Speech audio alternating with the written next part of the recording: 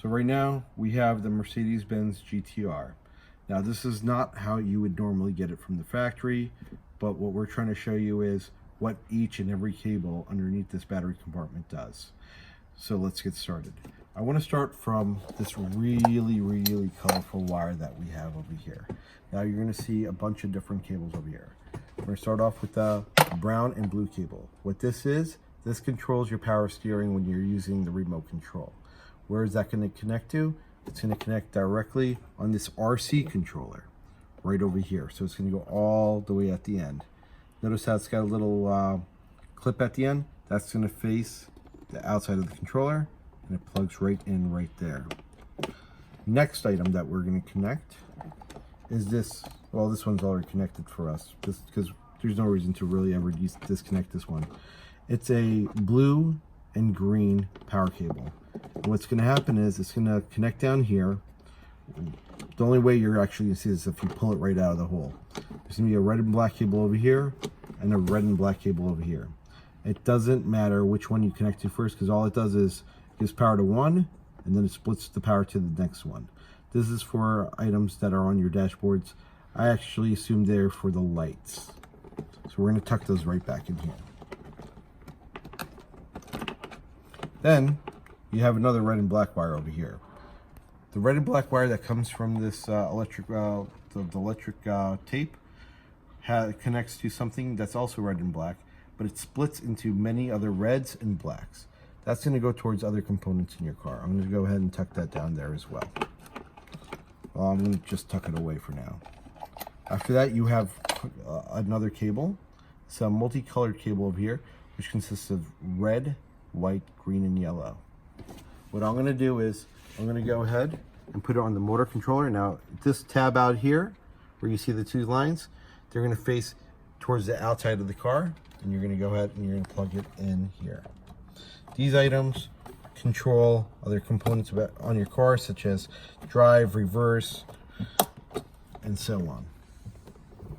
Then we have this cable over here. This delivers power to your RC controller. Now you have two parts over here. This part's going to connect to the battery, while this part connects to your motor controller. Take a look at how it looks like, kind of like a smiley face over here. Not really a smiley face, but a serious face. You're going to plug it right over there.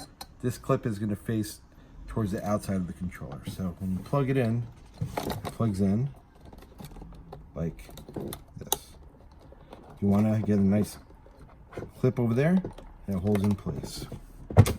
So that is a review for this one colored cable over there. The next item you want to take care of is the actual power of the car. I'm going to move these cables out to the outside. You have another cable over here which goes directly to this charging socket. So from the charging socket you have the black cable, the red cable that connects directly to your batteries. Right underneath these pieces of plastic, you'll see the terminal, and they slide right in. From here, you're going to see that the red cable is also attached to a fuse. From the fuse, you're going to have one of these clips, and that's what's going to connect to this other part of that cable that connected to the RC controller. This will deliver power to your car. As you can see, the car was already on. I'm going to go ahead and power it off because it's not going to really run right now. And it seems like I may have not plugged this in properly also, because this cable did come out. I'm going to go replug that back in. And there, this is actually in a lot better this time. Lastly is your motor control, your actual motors. We have a cable over here and a cable over here on both sides. Between the two, we have a splitter. Power enters from here, and it splits the power to both of your motors. I'm going to go ahead and I'm going to plug this in to the hole. Now keep in mind, anytime you're working with these cables, take a look if there's anything bent, like pushed to the side to the plastic, because if that's the case, you're not going to make a proper connection.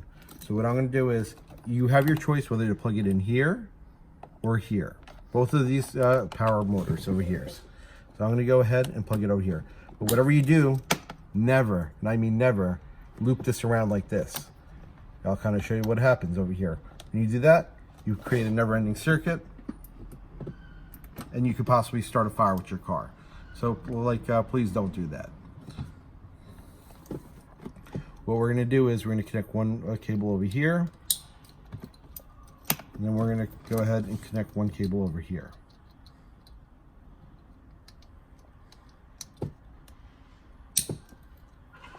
Once we do that, we can power on the car.